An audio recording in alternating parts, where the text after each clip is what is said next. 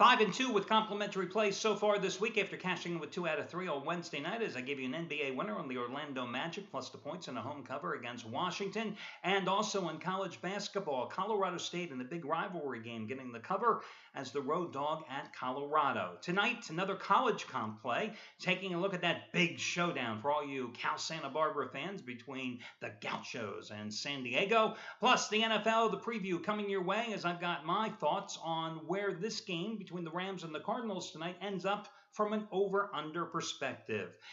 Guys, I've got to tell you, last night I had a best bet in college basketball on BYU, and it was one of those games where I knew I was in trouble early, and at halftime, I knew my play was absolutely over.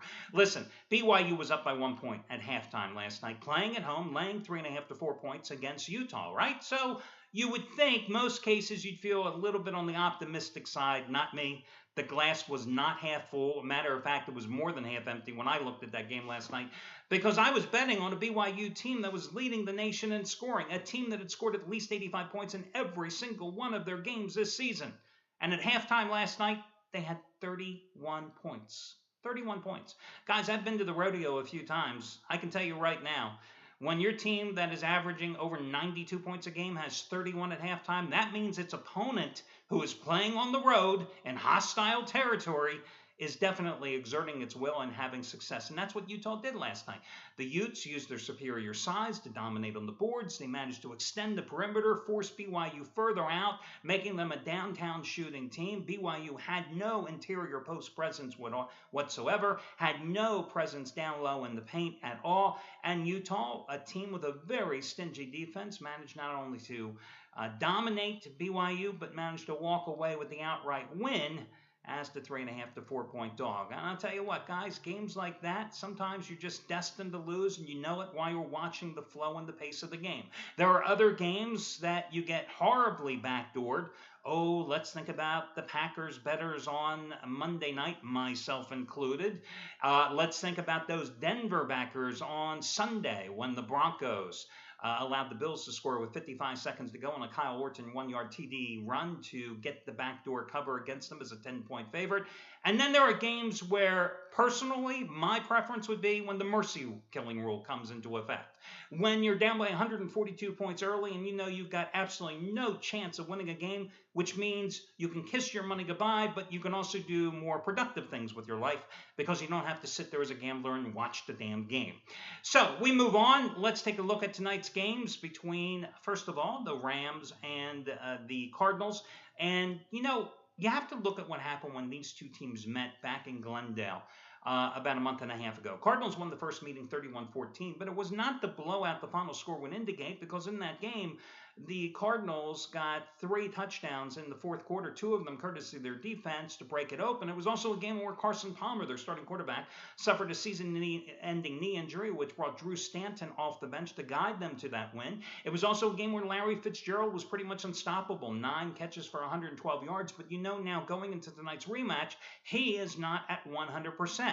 And the Cardinals not only minus Palmer, but also minus their top running back, Andre Ellington, who they were getting about 25 touches a game between running the ball and as an excellent receiver out of the backfield. So this is a team that is certainly more diminished offensively coming into the rematch. Now, in terms of the host Rams, this is a team that has switched quarterbacks. You know, Austin Davis started that first game. And afterwards, I think it was the Monday after that loss, Jeff Fisher, the Rams coach, said that he was going back to Shaun Hill. And I thought to myself, well, why? Shaun Hill is nothing but a journeyman. Why aren't you giving Davis a chance to see if perhaps he could be the answer, especially since Sam Bradford is currently rehabbing his second major ACL injury?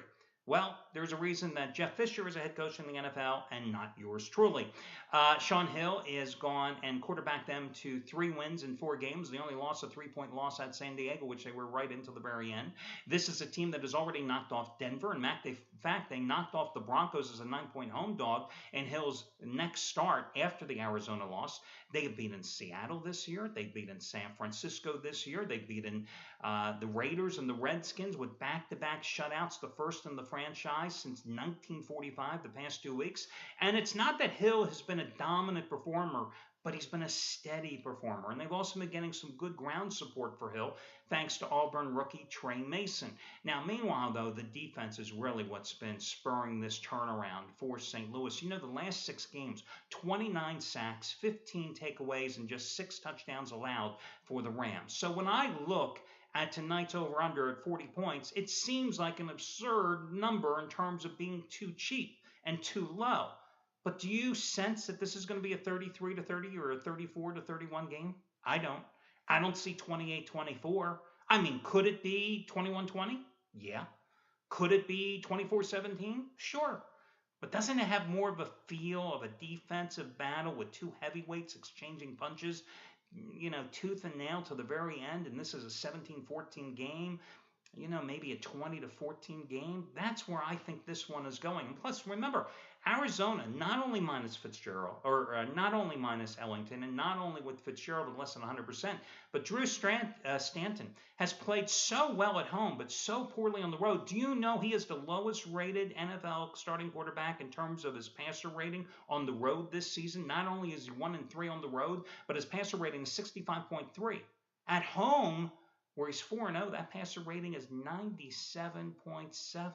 So again, I think you got to play the under in this game at 40 points. College basketball, I like UC Cal Santa Barbara at home minus 7.5 against San Diego. Now the Gauchos are coming off a loss at SMU. Their other losses, Kansas, Florida Gulf Coast against Colorado State. Nothing to be ashamed of there. This is a step down in class for them, taking on a San Diego team that's coming off a tough 75-68 loss to UCLA at Pauley Pavilion and a 57-48 loss at San Diego State.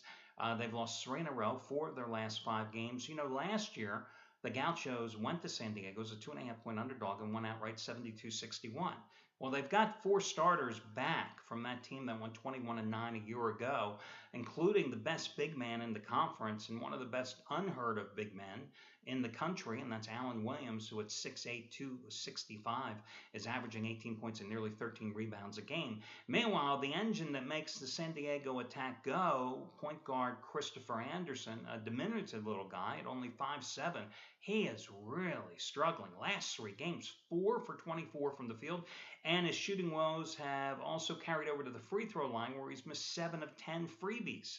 So with all that being said, I think a 7.5-point margin is fair, and I think Cal Santa Barbara wins this one by 10 tonight for your second complimentary play. That'll do it, guys. Al DeMarco here, General Manager of VegasSportsAdvisors.com. Remember, right now over at VegasSportsAdvisors.com, you can get all the plays from all the handicappers for tonight's action absolutely free using the one-day free all-access pass. That's right, over $1,000 of action, 12 handicappers and all their plays for free. Check it out now, the one-day free all-access pass trial over at VegasSportsAdvisors.com. I wish you well, and I'll catch you again on Friday.